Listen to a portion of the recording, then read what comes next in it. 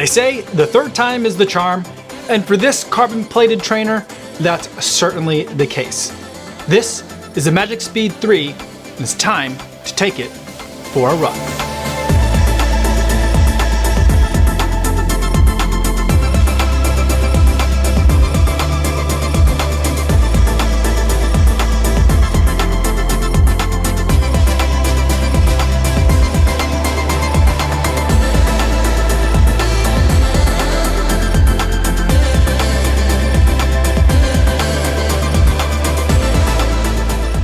Yo, what's going on everybody? My name is Kofuzi. I'm a non-elite runner who reviews shoes here on YouTube.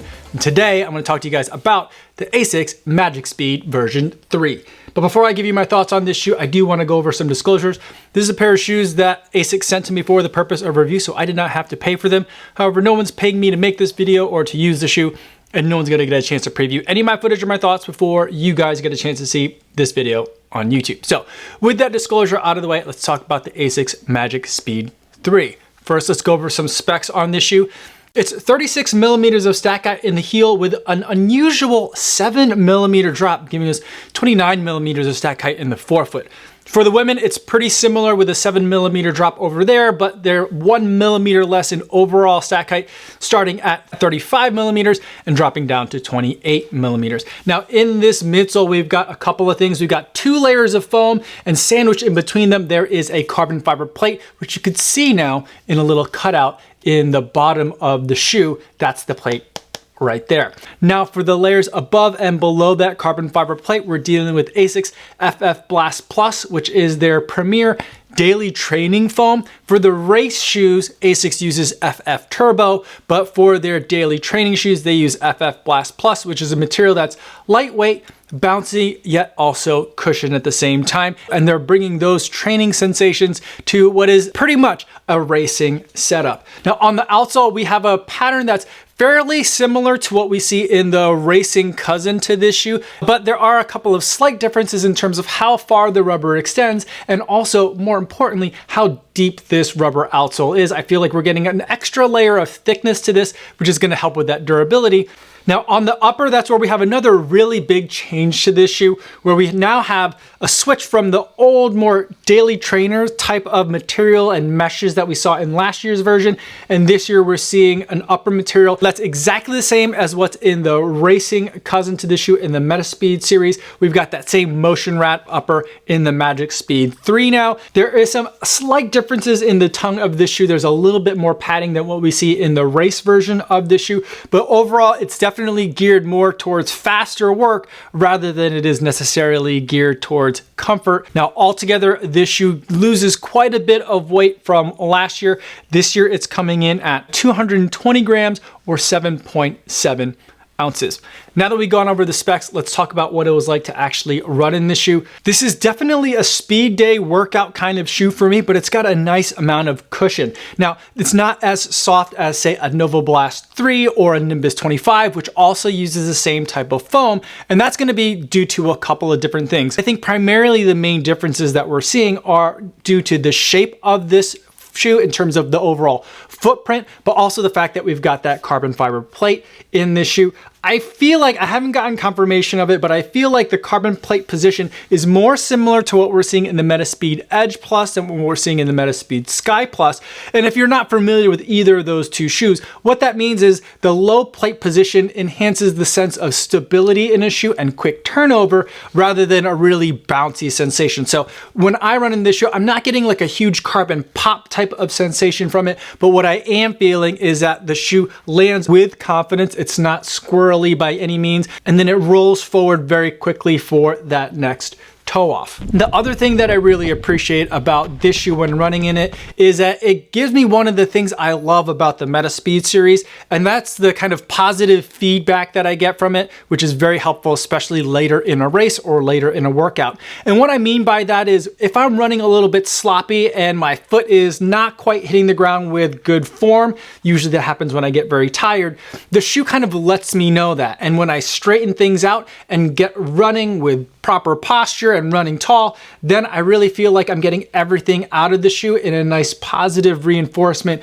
kind of way. So it reminds you that you shouldn't run sloppy, and it also rewards you when you're running with a little bit of better technique. And overall, it definitely feels like a race shoe, just kind of like toned down just a little bit. And that's because of the choice of using a daily training foam versus like a racing foam. But it's using that racing upper material, and it has definitely a racer snug type of fit. So it's not going to be the roomiest of shoes that you have out there, but when you're moving faster, for me, I like to be really locked in and feel that I'm going to be confidently above the foam with each and every stride. And that's probably why I don't love it for easy runs. I did take it on an easy run with some moderate paces in there, in addition to the fartlek testing that I did with the shoe. But at some of the easier paces, the shoe's kind of firmness with that plate position started to come through in not so desirable of a way. So for me, it's probably not a shoe that I'm going to be reaching for my just regular easy runs. So now let's talk about who this shoe is best for.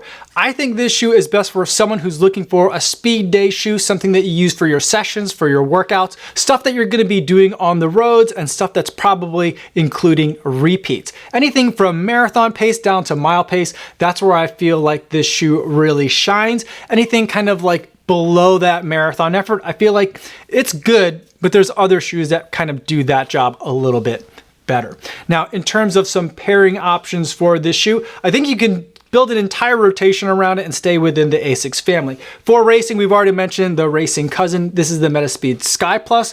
This is one of my favorite shoes to be able to race in. I have all my fastest marathon PRs in it, and I think that it would pair really nice to be able to have this for your sessions, do the bulk of your miles in this, and then save your race day shoe for those biggest of workouts and those key races. But for your daily training, those easy runs where I said the Magic Speed 3 maybe isn't my favorite, that's why I think you should go with the Novo Blast 3, which has the same FF Blast Plus foam, but it has it in a much more relaxed package. There's a bunch of foam in the heel that makes it a little bit more comfortable for those easier paces. And this is a shoe that you could take out for that bulk of weekly miles when you're just working on that aerobic base and logging in those easy hours and hours and hours of training that you're doing as you get ready for your next half marathon or marathon.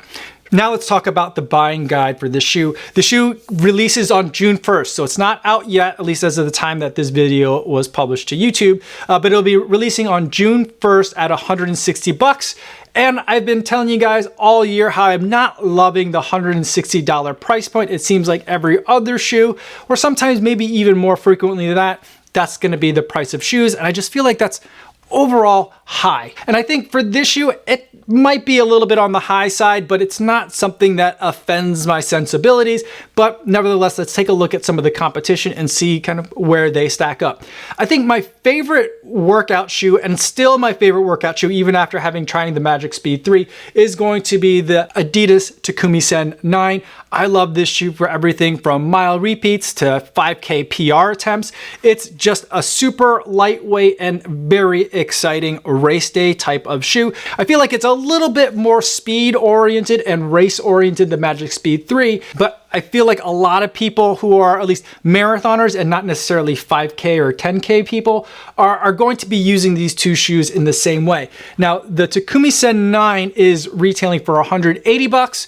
And I feel like for that shoe, the 180 makes sense. So if that's 180, maybe the 160 for the ASICS Magic Speed 3 makes a little bit more sense. Now, one other shoe that I think that we should take a look at in terms of the competition to the Magic Speed is a shoe that you guys have already been asking me about on Instagram on how it stacks up, and that's the Endorphin Speed 3. I think a lot of people are going to be using these two shoes very similarly as a shoe that you're using for workouts primarily, but that you also want to be able to use for a little bit of daily training as well. And if that's exactly how you want to use your speed day shoes, I think that the Endorphin Speed 3 might work out a little bit better. It's got a much wider heel that makes it a little bit more comfortable for easy paces. And overall, I feel like it's just a little bit more robust and ample in terms of squishy cushion in the forefoot for the shoe.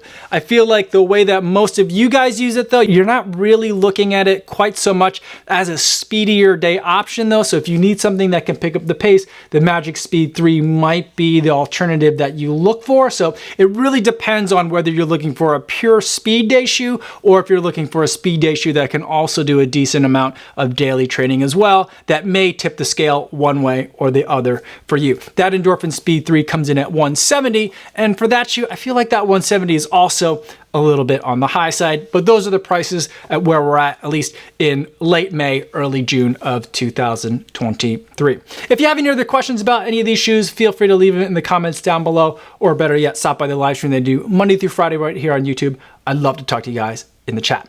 That's all I have for today, everybody. Thanks so much for making it all the way to the end of the video. Hopefully you guys are staying safe out there on your runs, and I will see you in the next one. Yo, what's going on?